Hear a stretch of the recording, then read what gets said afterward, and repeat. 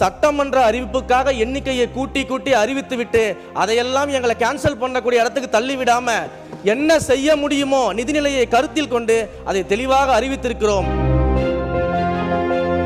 3000 என்பதை முதலில் நாங்கள் முடித்துவிட்டு அதற்கு பிறகு 4000 என்ன 5000 என்ன முடிஞ்சா 6000 கூட நாங்கள் செய்வோம். ஆனா வாக்குறுதியில் ஒன்றை கொடுத்துட்டு அடுத்து அதை கேன்சல் பண்ணக்கூடிய சூழலுக்கு நிச்சயமாக எங்களுடைய ஆட்சி இருக்காது. பாடநூல் கழக வாரியத்தினுடைய தலைவர் என்னுடைய அன்பிற்குரிய சகோதரர் அண்ணன் லொயாலா மணி அவர்கள் அனைவருக்கும் தெரியும். எப்போவுமே எனக்கு ஃபோன் பண்ணாருன்னா அன்பா சாப்பிட்டியா, என்ன பண்ணுற, ஏது பண்ணுறேன்னு கேட்பாரு. இப்போல்லாம் உன் துறையில் ஒரு 58 லட்சம் எனக்கு பெண்டிங் இருக்குது, அதை எப்போ கொடுப்பேன்னு கேட்டுக்கிட்டு இருக்கிறாரு. மாண்புமிகு பேரவைத் தலைவர் அவர்களே, இந்த ஆட்சி ஏற்பட்டவுடன் நிதிநிலை அறிக்கையிலே குறிப்பிட்டிருந்தீர்கள். குறிப்பாக சொல்ல வேண்டுமென்றால் கொள்கை விளக்க குறிப்பிலே கூட குறிப்பிட்டிருந்தீர்கள்.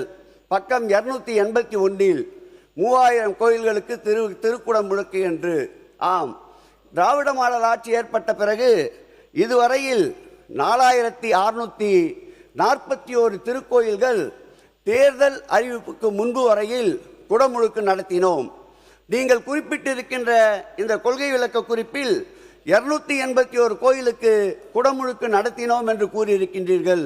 ஒட்டுமொத்தமாக பார்த்தால் 4930 திருக்கோயிலுக்கு திராவிட மாடல் ஆட்சியில் விதைக்கப்பட்ட விதைதான் இன்றைக்கு மரமாக வளர்ந்து குடமுழுக்கு கண்டிருக்கிறது என்பதை பதிவு செய்கிறேன்.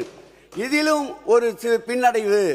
நாங்கள் ஆட்சி பொறுப்பில் 5 ஆண்டுகளில் 4930 என்றால் நீங்கள் 5 ஆண்டுகளில் 3000 என்று அறிவித்திருக்கின்றீர்கள். இந்த 3000ஐயும் கணக்கிட்டு பார்த்தால் திராவிட மாடல் ஆட்சியில் 12630 திருக்கோயில்களுக்கு நாங்கள் எஸ்எல்சி அனுமதியை வழங்கியிருக்கின்றோம். நீங்கள் ஏற்றுக்கொண்டிருக்கின்ற இந்த 3000 திருக்கோயில்கள் அதிலே வருகிறதா அல்லது அது இல்லாமல் தனியாக நடத்த போகின்றீர்களா? அமைச்சர் பேரவைத் தலைவர் அவர்களே, 3000 கோயிலுக்கு திருக்குட முழக்கு செய்யப்படும் என்ற அறிவிப்பு இந்த ஆட்சியின் பின்னடைவு என்று மாண்புமிகு உறுப்பினர் அவர்கள் மென்ஷன் பண்ணி சொல்லியிருந்தார். ஒரு விஷயத்தை இங்கே தெளிவுபடுத்த விரும்புகிறேன். கடந்த 5 ஆண்டுகளில் 2494 திருக்கோயில்களுக்கு திருப்பணிகளை பொதுநல நிதியில் செய்வோம் என்று அதற்கான திட்டங்களை எல்லாம் தீட்டிவிட்டு இன்றைக்கு நீங்கள் பார்த்தீங்கன்னா அந்த மொத்த மதிப்பீட்டில் இன்னும் 392 கோடி நிலுவையில் இருக்கிறது. திரும்ப செலுத்தாமல் நிலுவையில் இருக்கிறது. அதில் முழுமையாக திருப்பணிகள் முடிந்த கோயில்கள் இருக்கிறது, பாதியில் திருப்பணிகள் நிற்கக்கூடிய கோயில்கள் இருக்கிறது, இன்னும் துவங்கப்படாத பணிகள் இருக்கிறது. அப்போ ஏறத்தாழ 400 கோடி ரூபாய் அளவுக்கு திருப்பி செலுத்த வேண்டிய தொகை நிலுவையில் இருக்கிறது. அது மட்டும் இல்லாமல் கடந்த 5 ஆண்டுகள் சட்டமன்ற அறிவிப்பு எடுத்து பார்த்தீங்கன்னா 2021-22 முதல் 2025-26 வரைக்கும் மொத்தம் 844 சட்டமன்ற அறிவிப்புகளை மாண்புமிகு உறுப்பினர் அவர்கள் முன்னாள் அமைச்சராக இருக்கும்போது வழங்கியிருந்தார். அந்த அறிவிப்புகளை பொறுத்த வரைக்கும் ஏறத்தாழ இன்றைக்கு மட்டும் பார்த்தீங்கன்னா நம்ம நடத்த 79 அறிவிப்புகள். அந்த அறிவிப்புகளில் 79 அறிவிப்புகள் சுமார் 418 கோடி நிதி இல்லாமல் துவங்கப்படாத நிலையில் இருக்குது.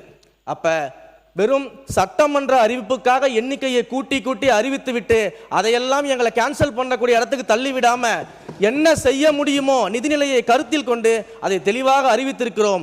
3000 என்பதை முதலில் நாங்கள் முடித்துவிட்டு அதற்கு பிறகு 4000 என்ன 5000 என்ன முடிஞ்சா 6000 கூட நாங்கள் செய்வோம். ஆனா வாக்குறுதியில் ஒன்றை கொடுத்துட்டு அடுத்து அதை கேன்சல் பண்ணக்கூடிய சூழலுக்கு நிச்சயமாக எங்களுடைய ஆட்சி இருக்காது.